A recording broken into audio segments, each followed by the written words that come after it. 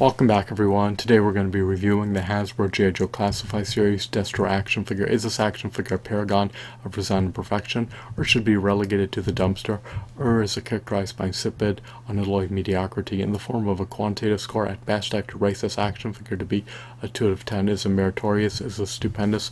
Unfortunately, much to my dismay, much to my consternation, it's not on par with an $8 Toby's Marvel Legends action figure, in spite of commanding a steep, staggering, exorbitant, lofty, premium price 250% greater than an $8 Toby's Marvel Legends action figure. In stark contrast to an $8 Toby's Marvel Legends action figure, it's devoid of a comic book. Furthermore, it's devoid of a build-a-figure piece for behemoths of a robust, meticulously detailed 14 to 16 inch build-a-figure. So it's quite a shame and quite a pity, but it is what it is. For over $20, he should come bundled with additional action figures, additional accessories, build-a-figure pieces, and perhaps DVDs. Fortunately, much to my relief, he seems to emulate his cartoon counterpart. He does come with some accessories, albeit only 3. His accessories are relatively scant. He comes with 2 armaments in tandem with a briefcase. Is a sculpt, shadings, design, textures, and aesthetics on par with an $8 Toby's Marvel Legends action figure?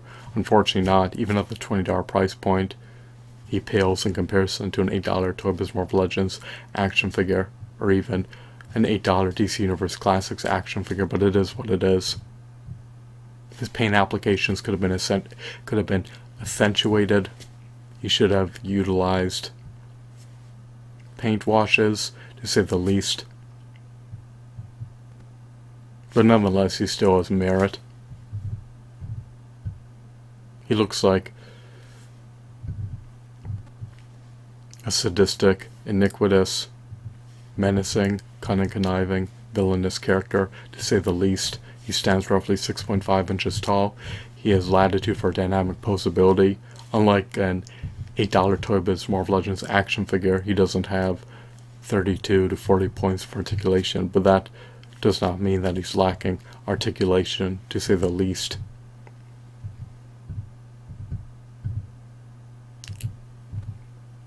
He more than likely is sporting around 20 points of articulation. He has a holster that he can place his pistol in. Unfortunately, his pistol only has a single color scheme. They should have utilized a multitude of paint applications on his pistol. At least his other weapon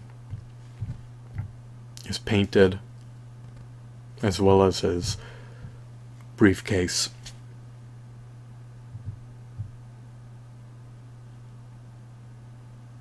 This character seems to be a unique, intriguing character.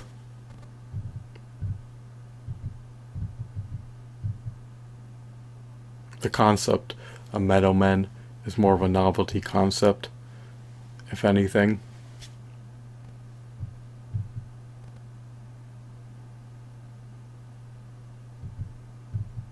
I'm going to infer that his head is comprised of metal in the series, but I'm uncertain about that. It's an enigma.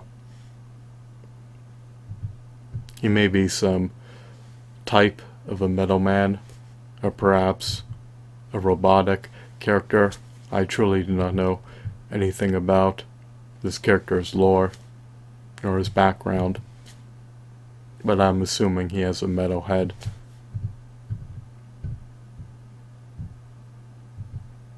Even though the figure is comprised of plastic.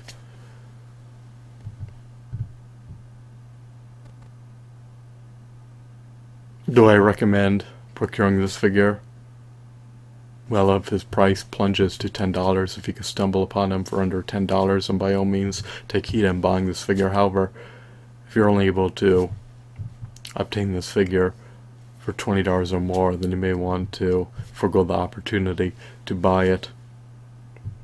It's outside the parameters of my budget, but even if I were, wealthy per se, I would still pass on buying this figure, because I do not believe that he warrants nor vindicates his $20 price. Even if his head was comprised of metal,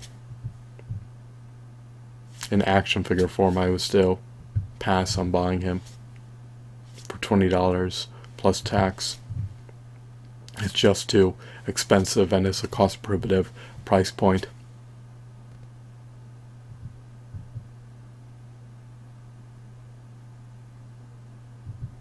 How could this figure have been improved? They could have utilized metal for the head instead of plastic to give him a more realistic look. I do like his visage. He has a neutral, vacant expression. He looks like he's poised and primed for battle. He could have came with fisted hands, interchangeable heads,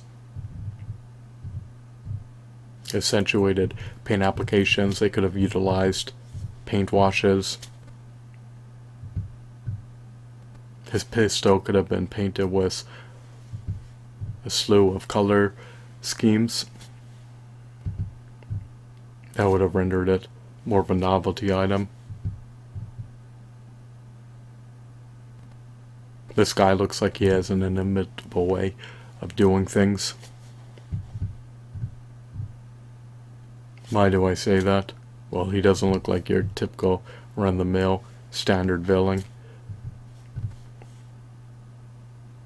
Instead of being a typical run-of-the-mill standard villain, he looks like a metal man.